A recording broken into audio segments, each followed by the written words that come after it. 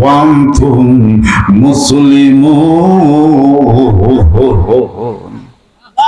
তোমরা প্রকৃত মুসলমান না হওয়া পর্যন্ত মৃত্যুবরণ করো না।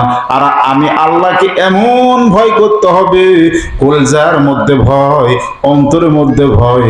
আল্লাহ যদি কলজার মধ্যে ভয় হয়, ওই ব্যক্তি কোনোদিন খারাপ কাজ করতে পারবে না। জোরে কোন ঠিক কিনা?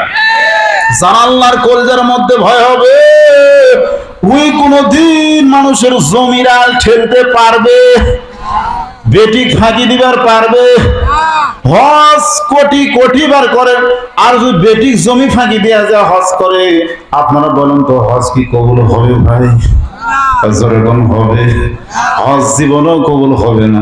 কারণ আসল কাজ হলো এই হিসাব কোরআন ফয়সালা করে দিয়েছে, বেটি কতটি জমি পাবে আর বেটা কতটি পাবে। জোরে বলেন ঠিক কিনা? বাজান রে, এই মুহূর্তে আল্লাহর ভয় কলজার মধ্যে নিয়ে আমাদের নামাজ পড়া লাগবে ভাই। হযরত আলী কেমন নামাজ পড়েছেন আমি আপনাদের ছোট্ট একটা দৃষ্টান্ত দিবার চাই। আমরা খালি নামাজ পড়ি আর কপাল কালো করে বলি হুজুর আমি ছোটবেলা থেকে নামাজ পড়ি।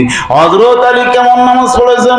রাসূল বলেছেন সাহাবীরা রে, আমার আলীর সাথে নামাজের দিক দিয়ে ডেঙ্গা যাবে, এরকম নামাজি এই পৃথিবীতে কেউ হতে পারবে না। আলী তাহলে কেমন নামাজ পড়ছে ভাই? আর আমরা মাথায় টুপি বসায় দেন নামাজ পড়ি, আবার সুদের টাকা খায়, সোনালী ব্যাংকের টাকা থেকে লাভ হাসে আর খাই। এরকম নামাজে আছে না নাই? ওই তসবিলা জিকির করে আর কিস্তির থেকে টাকা লিয়া সংসার চালা। আপনারা বলেন তো এই ব্যক্তির কি নামাজ হবে? হযরত আলী কেমন নামাজ পড়েছেন? রাসূল বলেছেন সাহাবীরা রে, আলীর সাথে নামাজের দিক দিয়ে ডেঙ্গা যাবে, এরকম যুবক পৃথিবীতে কোনোদিন হতে পারবে না। রাসূল বলেছেন সাহাবীরা রে, আলীর সাথে যুদ্ধের ময়দানে যুদ্ধ করে ডেঙ্গা যাবে, এরকম যুবক কেউ পৃথিবীতে কোনোদিন হতে পারবে না।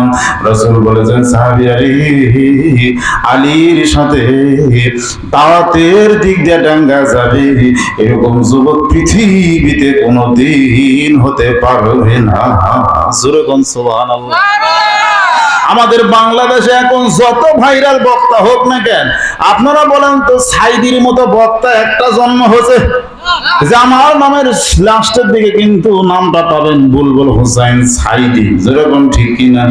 এই সাইদি নাম আমাদের সে প্রাণপ্রিয় বক্তা, ওই বক্তার নাম ছিল, জোরে বলেন ঠিক কিনা?